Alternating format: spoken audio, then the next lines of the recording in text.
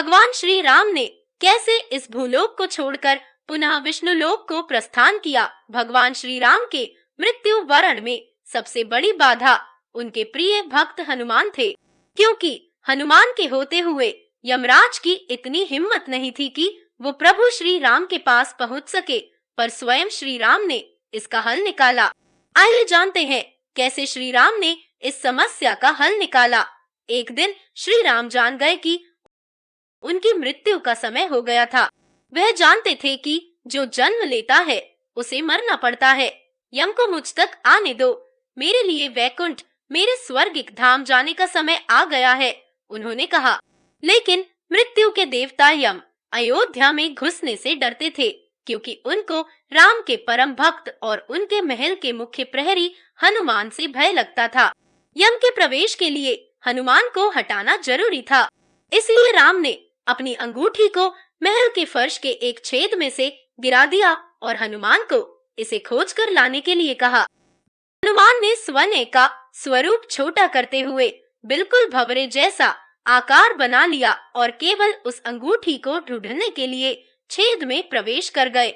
वह छेद केवल छेद नहीं था, बल्कि एक सुरंग का रास्ता था जो सांपों के नगर नागलोक तक जाता था। हनुमान नागों के राजा वासुकी से मिले और अपने आने का कारण बताया।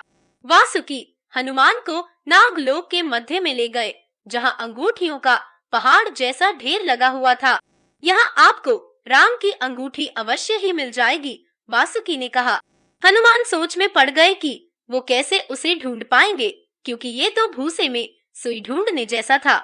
लेकिन सौभाग्य से जो पहली अंगूठी उन्होंने उठाई वो राम की अंगूठी थी। आश्चर्यजनक रूप से दूसरी भी अंगूठी जो उन्होंने उठाई वो भी राम की ही अंगूठी थी।